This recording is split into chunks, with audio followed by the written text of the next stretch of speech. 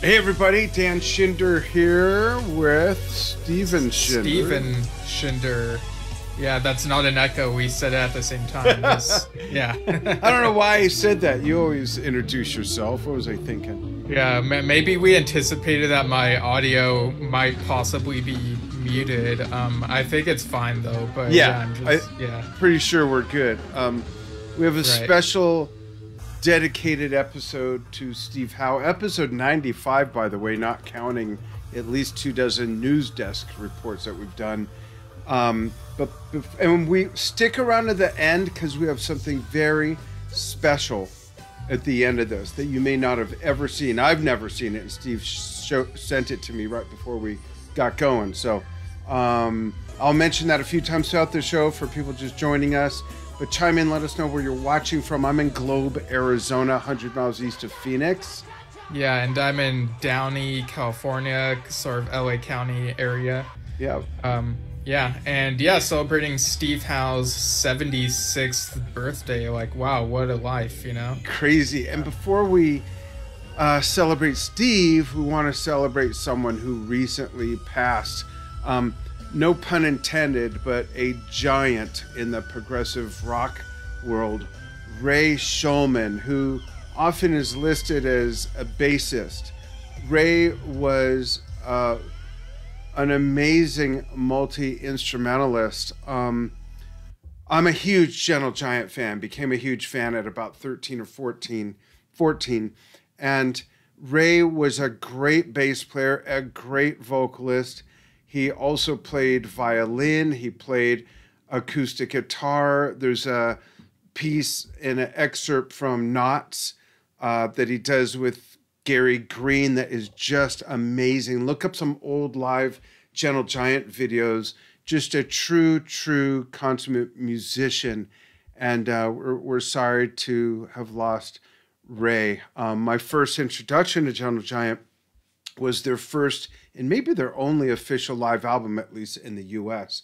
And that came out in, I want to say 75, I think, maybe 76. So if you're a Gentle Giant fan and you haven't heard the news yet, there you go. And if you are a Gentle Giant fan, go ahead and post one of your favorite works by Ray with Gentle Giant, of course. So we'll miss Ray, but his music will live forever. Just wonderful, amazing music. Yeah, and there was a post on the Gentle Giant page saying he passed peacefully at home in London after battling long illness. You sent me a post that Jethro Tull did, which I think kind of surprised both of us. They honored him, but also mentioned that he authored many Jethro Tull DVDs in the capacity as technical audio and video engineer. Yeah, I had no idea he worked in that space. That's really caught me by surprise. Apparently Jethro Tull toured with Gentle Giant in the 70s. And I remember hearing that Gentle Giant opened for Yes a few times. I see on Forgotten Yesterdays there was once in 72, a couple times 76, once in 78, and once in 2000. But I also found this... I'm sorry, in 78? Yeah. That's weird. That was the In the Round tour. The first In the Round tour for Tormato. So I wonder under what circumstances. That was probably at a venue that was not in the round, obviously. But that's interesting, huh? Yeah, and I found this this story from a while back. I'll post a link, but just I wanted to briefly mention like this really neat thing that it says. So this is on Culture Sonar, and someone named David Loftus recalled this show where Gentle Giant opened for Yes on July 24th, 1976, and it was in Portland at Memorial Coliseum. He said Yes was dependably memorable. Still, there was something cool and distant about them. They seemed like gods who had descended briefly from the heavens to serenade us mere mortals for an hour or so, while Gentle Giant had a very aw shucks, we're just five regular blokes having a fun time up here demeanor, all the while doing astonishing musical things on stage. My allegiance switched then and forever to Gentle Giant, where it remained ever since. That's really funny.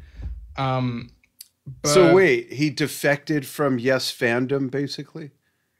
yeah, I don't know if he meant like completely, but what's apparent is that Gentle Giant really impressed Won this him over? person at that show. Yeah. Yeah. Um, so yeah, I got into. I listened to Gentle Giant 2008, 2009. You know, it was that period where I was checking out all the different When you prog found out there were bands. other bands besides Yes, basically? Yeah, basically. And yeah, they were weird, but a cool kind of weird. So, Have you um, seen any of the live stuff? um, I may have seen a bit of video. I remember you played me that live record way back when, and it was like really cool, like the stuff where they like what they do with the vocals, and it was like the harmonies and stuff. It was really bizarre but cool. That's awesome. Yeah, I regret that I never saw them live, which is crazy because growing up in Los Angeles, I remember a few years in a row they played at the Shrine Auditorium, which was very known for operas and things like that. And I never went to see them, but I was younger. I think I may have, other than a couple years, would have required someone older than me to go and drive. But just a great band, great music. Um, and Ray, we will miss you, uh, Yeah. but not your music because you left it behind. Thank you very much. Yeah, and there's also the recent passing yesterday actually of Ian Berenson, guitarist who's worked with Alan Parsons Project and Kate Bush.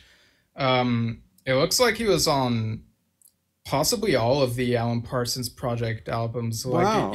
at least like even the like I remember getting into Alan Parsons Project around that same period. I was checking out Gentle Giant, you know, stuff like Tales of Mystery and Imagination, iRobot. You know, there's some memorable stuff on there. So yeah, that's another contribution to prog, and Yeah, yeah, it's yeah, but absolutely. like we said, the music is still there. So it's great that we have these records, pun not intended, but I guess now intended, of like these musicians and all the work they've done, you know? Yeah, absolutely. And stay to the end, folks. We have a real special video treat of Steve Howe celebrating his 76th birthday here. Um, so, this theme for his birthday episode, we decided to build it around his work specifically on the steel guitar or lap steel guitar, pedal steel or lap steel. Yeah. And we've got some fan comments Steve had been posting on our channel asking people for their favorites. So, what we're going to do is I'll start. We're going to take turns reading these comments. Chime in as well, please. And then Steve and I will give our favorites and most memorable moments of Steve Howe, not Steve Shinder, playing on the pedal steel or lap steel. So this one comes from Gina Casulo. I hope I'm pronouncing your name right, Gina, and thanks for following what we do. She says, my favorite Steve Howe steel guitar moment is probably at the end of To Be Over, where it soars back after they sing Be Ready to Be Loved. That's that part that goes do do do do do do do do do do do, all La, that. la, la, la, la, Yeah, la. all through there. And then it's just such a great emotionally impactful moment that feels just right as an ending to the album as a whole. My other fave songs featuring Steve's steel guitar in no particular order are Gates of Delirium and You and I, Into the Lens. Ah, that's right, Into the Lens. A Ghost of a Chance from Asia's Triple X album, or 30. Uh, Yeah, if they pronounce it Triple X, okay, which is actually my favorite Asia album. I may have mentioned it before, but yeah. yeah. And then she says, enjoyed watching him play the Fender Steel live last October. Very cool. Thanks, Gina. Yeah, and next here we have Paul Kevin Whiffen. So listed a top three. So number one, And You and I. Number two, Soon. And number three, Going for the One.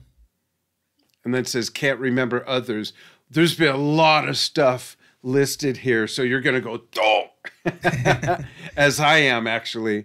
Then Right. Robert Cole says Footprints, Wonder Love. I forgot about that on Wonder Love from the Open Your Eyes album. Wow. Yeah, is that the part where it goes do, do, do, do, do, or is it a different part?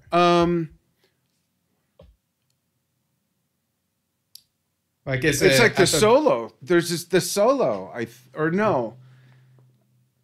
I haven't heard that for a while, but where is it? It's not the solo. It might be the part you're referring to. Okay. But he also lists Universal Garden. I didn't think of that.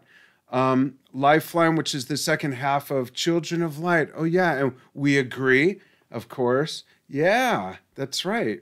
Yeah, that's very specific to like an era like mid 90s to early 2000s. Yeah. And those are deep cuts. Like, Sorry, I got a crazy eyelash. Yeah, absolutely. Go ahead with the next one. yeah. So this next one from Joey Wise, the slide guitar solo in Sad Night at the Airfield, brilliant.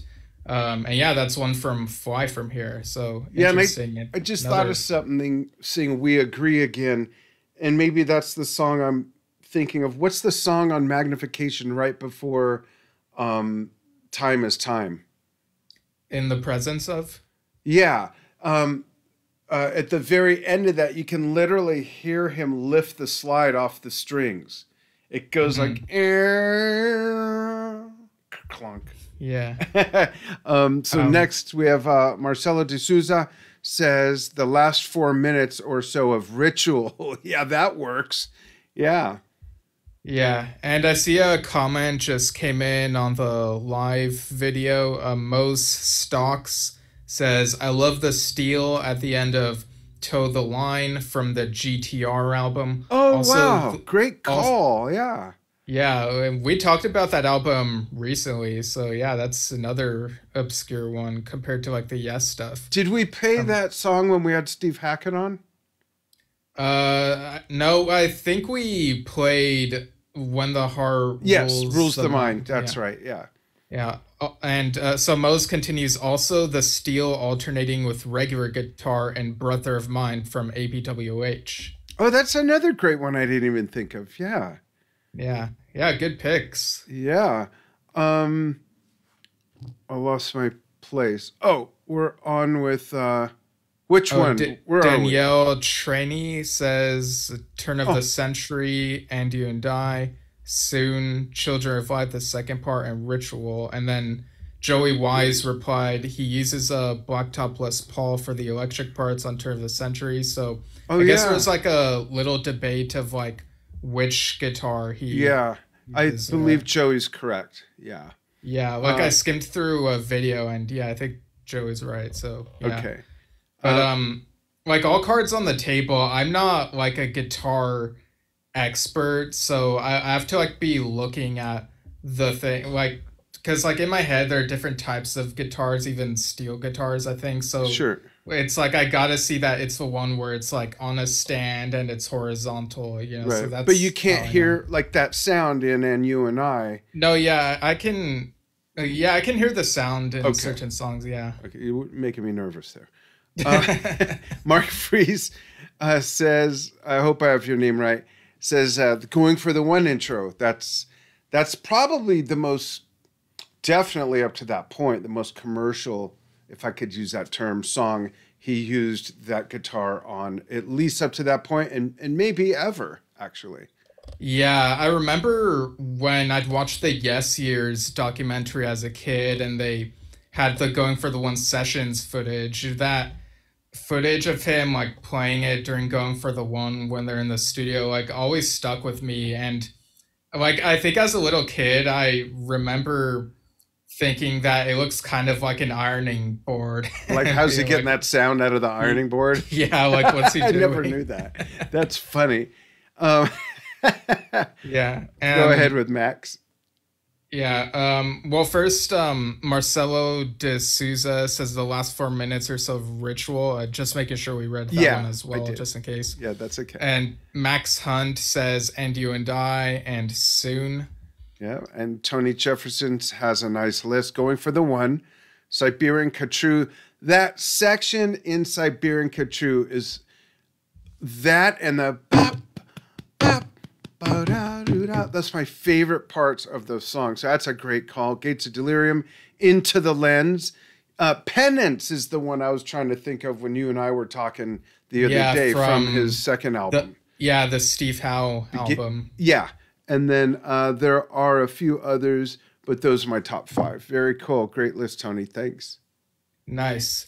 And next we have, so this person's username is Git Solo. It's like guitar without the AR. Or maybe that's their real name. Who knows? Like, that'd be a cool name.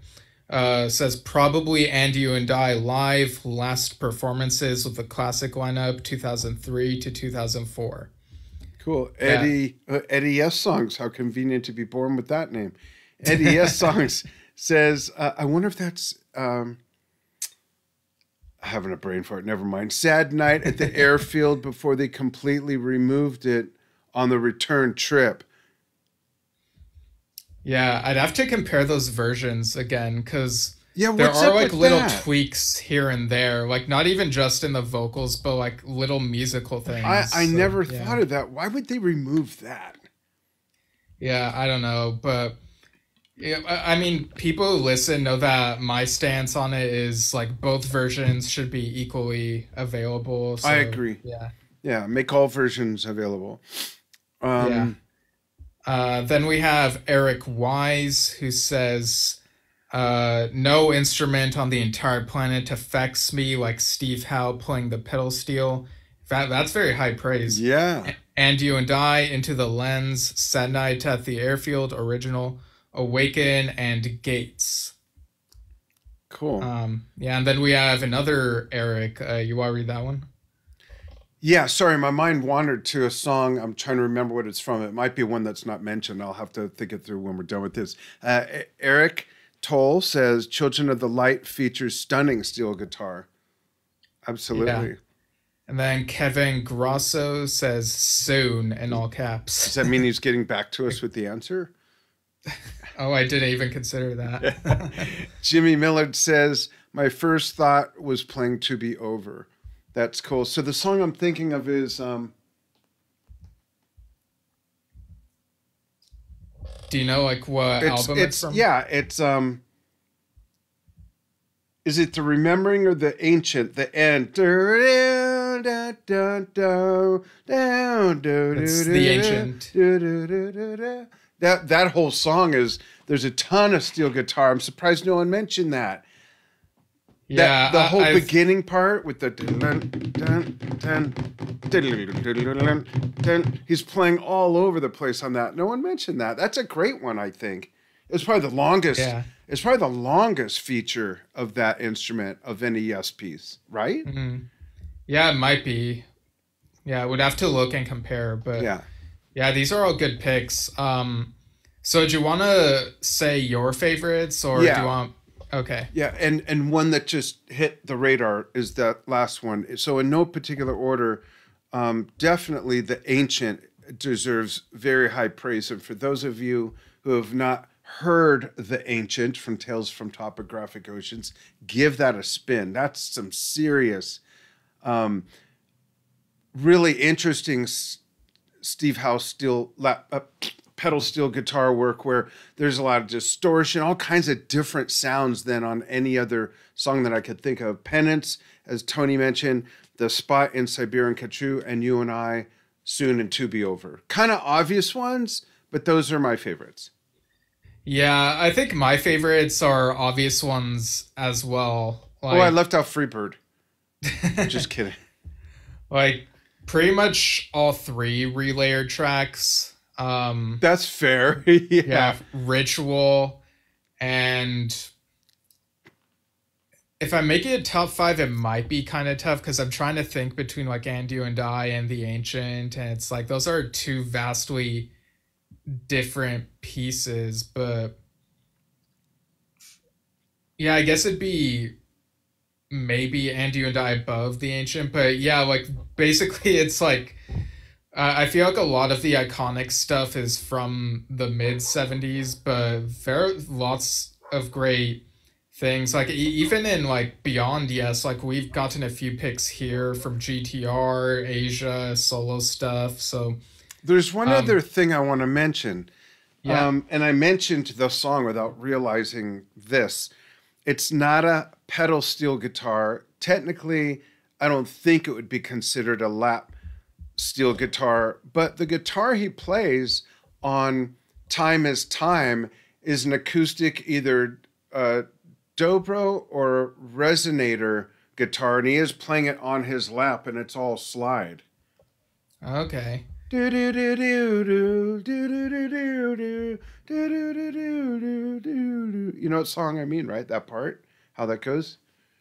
Yeah. Okay.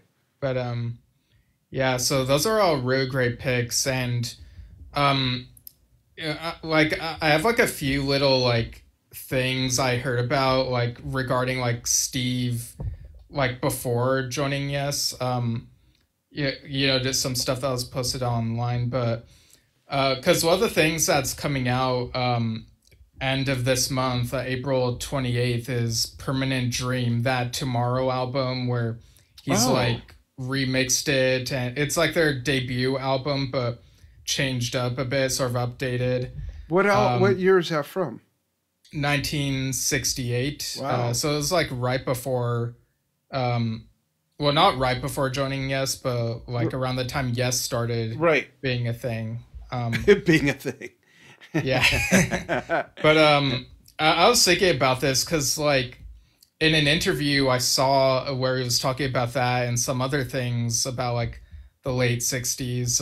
You know how he was almost in or auditioned for or was considered for bands like The Nice, Jethro Tull, Atomic Rooster.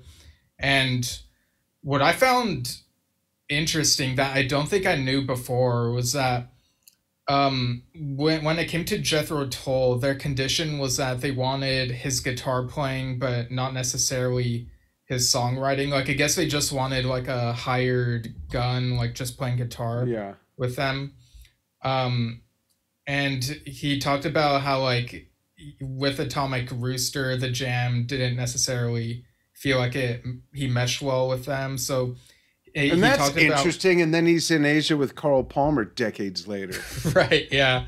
How interesting. Um, but he was talking about how he's like, I guess I was looking for, yes, I wanted a band that felt like an orchestra, and that sort of got me thinking about how, it's kind of funny how Time and a Word, the one before he came on, literally had an orchestra. Yeah. And of course, Peter Banks and Tony Kaye weren't so into that. They weren't vibing with it.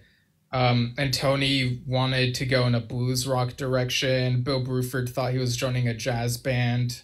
But Steve Howe wanted a band that was like an orchestra. And John Anderson would listen to like all these different like orchestral Yeah. pieces. So Classical and symphonic composers' music. Yeah. yeah, so like it makes sense why those two vibed at that time, when Steve came on for the Yes album and they developed the albums that came soon, pun intended, afterward. Right. Yeah. Very true. Yeah, Cool. Thanks for chiming in, everybody. Let's play this special song. right. Uh, Yeah. Was there, before we do though, was there anything else you wanted to bring up regarding yeah. like Yeah. I want to favorite mention Steve that Howe we moments have over the had years? Steve Howe on the show. That was that last May? No, that was last October. Okay, good. Because I was starting to freak out about the time vortex. Like, did I go through a wormhole? How did I get here? I'm already thinking that about my age. But check that out, folks. And we have had Steve Hackett on as well, and he talked about working with Steve Howe. Yeah, We've had a both lot Steve of H's. yeah, we've had a lot of amazing artists from Yes and the Yes universe. So dig through our catalog. You might be surprised if you have a favorite. They just might have been on our show already, and if they haven't been, we plan on having them. So check that out. This is I'm gonna pull it up as soon as I find the right button. Bear with me, Yeah, folks. Someone that knows what they're doing will be right with you. Here we go. So yeah. this Stephen found this on a YouTube channel, Mogul. So let's give them props. I'm gonna play this right off their YouTube channel. This is beautiful. Check this out.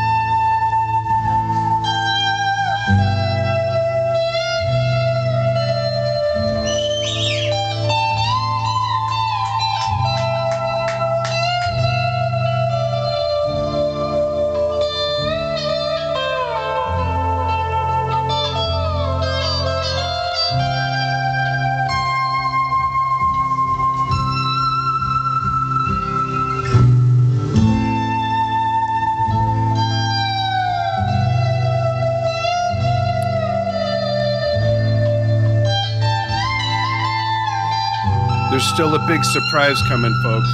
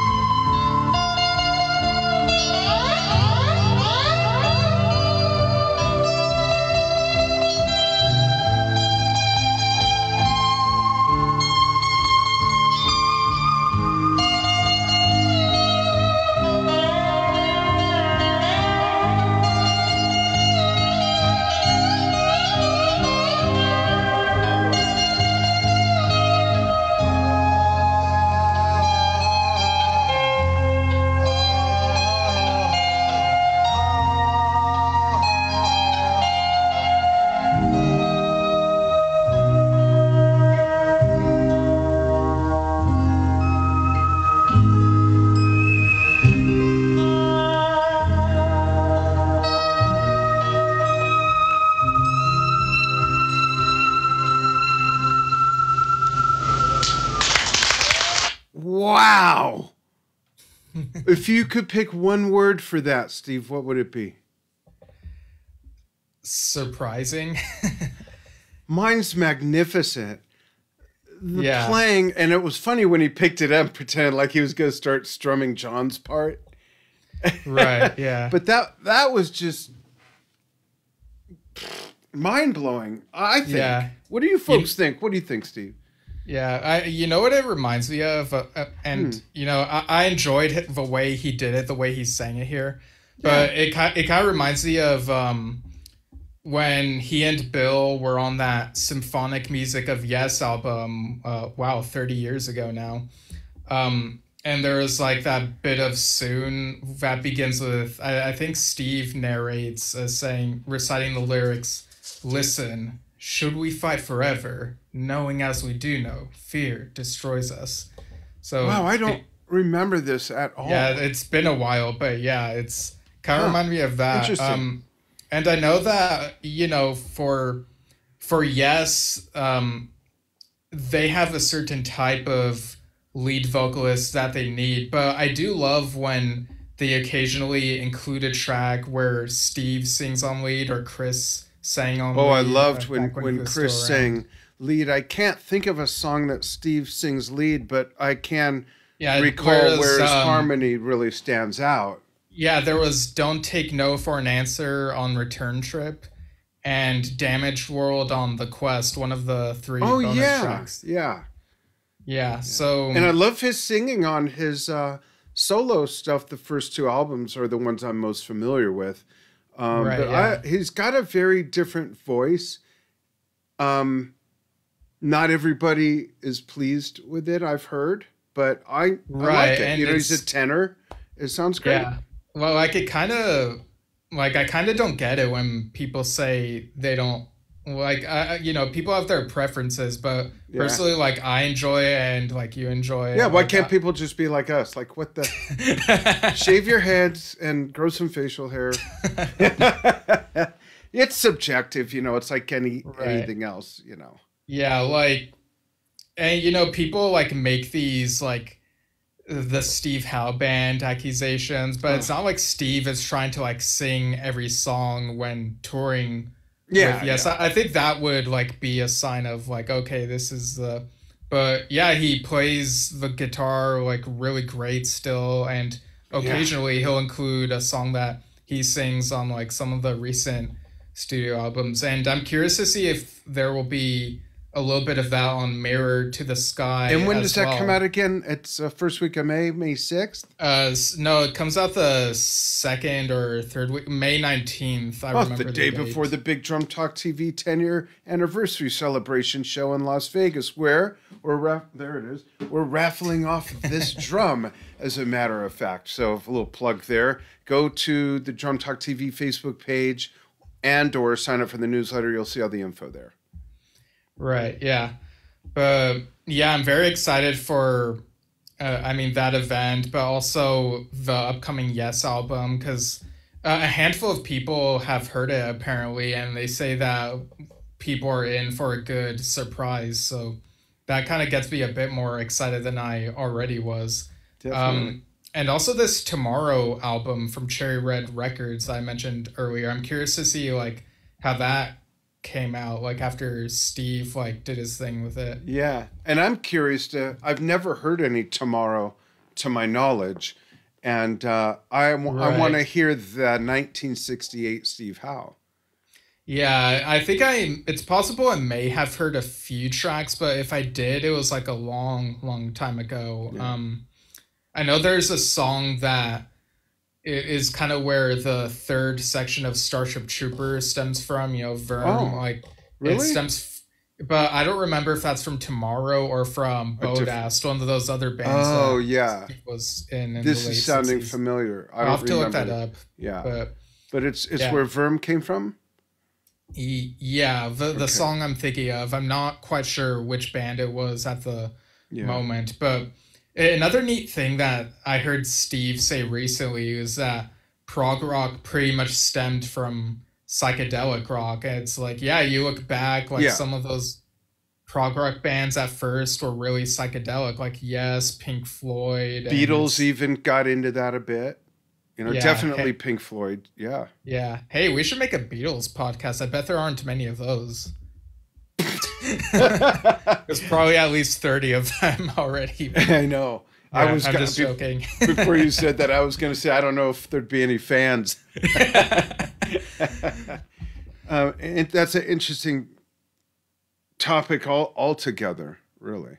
Oh, the psychedelic thing? Yeah, yeah, and the stems of how that crossed over, evolved into prog, or pollinated musicians who became, that whole thing is. Yeah, like and Steve went through that, like psychedelic to prog, and then adapting to like the whole 80s like pop rock vibe, and then going back to prog. It was like a whole thing, like the twists and turns of prog rock. Interesting. Is that on a podcast or a YouTube video that he talks about this?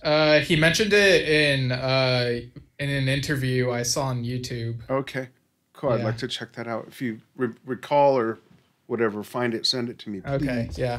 Cool. Folks, thanks so much for celebrating Steve Howe's birthday with us. If you're watching this at another time on the archive, that's okay. My birthday was April 2nd. And if Steve Howe's anything like me, and if you fans could contribute to this, we'll just celebrate all month long. Some people make it that week. We celebrate all month long in our family. Right. And the next episode that we have planned will be on Benoit David's birthday, April 19th. And that'll be 2 p.m. Pacific time, Pacific US, with 5 p.m. Eastern and 10 p.m. UK time. So for that, we decided that we want to have people chime in, like, Benoit sang on the original version of the Fly From Here album, but he also sang on From a Page. So the idea is like people can sort of in their head gather the Benoit David songs from both of those albums and put together a track list that combines songs from both of those albums to sort of put together what they think would be their ideal or cohesive Benoit David sung Yes album. And you can use some of the songs or all of them or whatever you think is we should best, and we'll try it as well. We should call that episode Benoit David Fly From Page. Yeah, I was thinking like Fly From a Page should be on there somewhere. Yeah. Very cool. Thanks, folks. You can follow us on Facebook at facebook.com/YesShift. You can follow us on YouTube at youtube.com/@YesShift. And you can listen to us. If you don't like looking at any of this, you can just listen to us on anchor.fm/YesShift, which it gets distributed to like 9 of the biggest podcast platforms out there. And you can write us at yesshiftpodcast@gmail.com with comments, questions, suggestions. And we do read fan mail and comments on posts, as you heard or saw in today's episode. So thank you. Oh, there's a donate button on the Anchor channel. Right. And it was my birthday recently. So. The big 60. I still can't get my head around that. Oh, I'm still not used to like that number being your age. Like, I'm not either. It's just in your 50s at most. Yeah, thank you. It's just bizarre. It's weird. It's giving me a long pause, let's say. Right. So thanks, folks. Go ahead. Did you have something else to add, Steve? Oh no, I was just like doing the like sign off thing, like saying thanks, folks, for tuning in, and we'll see you next time on the next broadcast of Yes Shift. Absolutely. See y'all soon. Thanks. Bye.